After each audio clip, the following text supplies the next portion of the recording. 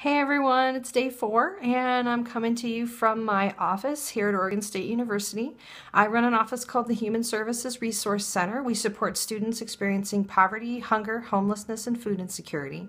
And I'm feeling a little warm today. I just got in from an event called Everyone Matters at OSU. It was a pinning ceremony for professionals. And I was I feel really honored to have been a recipient of a pin. Check it out. And what this is for people who have helped to create an inclusive and equitable community here at Oregon State. And they're just some amazing people that got to be a part of that ceremony, and I just feel really honored to have been among them. So thank you so much for the folks that put that together. Beyond that, today I'm feeling really happy. It was wonderful to be able to sit out in the sun. It's actually really good for me to be outside. And I'm just feeling a little overwhelmed because I've been gone for a week and a half and I have a lot to catch up on. But I thought I'd take a few minutes to talk with you just about work in general and my experiences. So this job I've been in for 3.5 years, and it's the longest I've ever been in any role. And I can't say that it's specifically because of bipolar disorder that I have not been in a job longer than that. But what I can say is that work becomes challenging.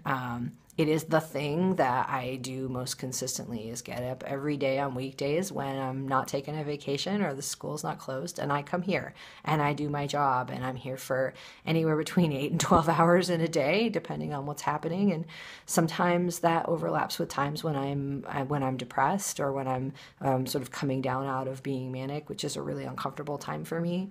And I have to be here and I have to be present and I need to be able to do my job.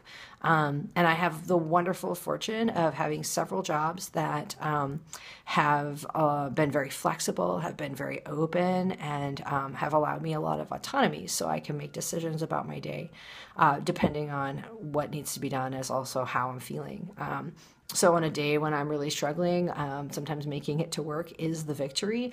I am able to organize what I'm going to do once I get there, and maybe work on things that are easier for me to focus on and then save the other ones for a day where maybe I have more energy. Or maybe I just say, hey, here are the 3 things that need to get done, and anything else beyond that is icing on the cake. But I used to have to take a lot of sick days. I used to call them mental health days. I used to take sometimes 2 or 3 in a row, do a lot of sleeping, binge watching Netflix, and just not being at work because I just could not go. I just couldn't fathom being there. I couldn't understand why anybody would go to work. I didn't understand why I had a job. And it was just it could be really challenging and really hard. And that's why I consider myself really fortunate. Not everyone is privileged to have sick leave. Not everyone is privileged to have flexibility and autonomy. There are days when I feel great at 5:30 in the morning, and so I'll mosey on in knowing that maybe by 2 or 3 I'll run out of steam. And if I get in early and I get my work done, I can leave a little bit before sort of traditional business hours, or maybe I'll stay really long one day and work a little bit shorter another day, or whatever it is that it takes in order to do my job well, but also to take care of myself.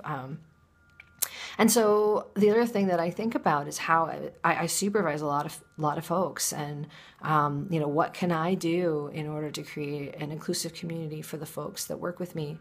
I think a lot about what can I do and what can I say to make it comfortable for someone to disclose to me, and if I have the honor of them being willing to share with me as their supervisor, I want to be a person that listens, that understands. I want to be a person that says, how can I support you?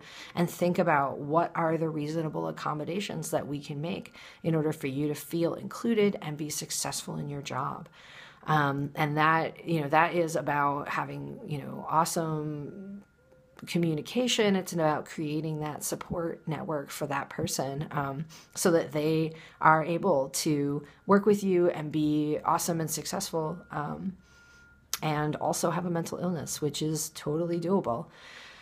So I think it's important to try and create those in work environments. And again, I I know how fortunate I am. And I used to work at a job where that was not the case. I did not have flexibility. I did not have variety in my day. I did not have a lot of autonomy. I worked at a nonprofit. My hours were very set. The work I was doing was very set and sometimes very physical. And, I would have to take a lot of sick leave, which I didn't get a lot of. And so, I recognize that for me, I'm very fortunate. And I also recognize that that's not the case for everyone. And not every work environment is safe for disclosure, and not every work environment is comfortable and free of stigma. And there are work environments that actively discriminate against people with mental illness. And so these are some things that I'd like to keep talking about and like to keep thinking about. And if that resonates with you, please reach out, because I think that, if we can gather numbers and we can connect and collectively ask for these things, hopefully we can make something move and create change and a better situation for all of us. So that's me. I'm at work, and now I'm going to head off and, do my job. So have a great day, all.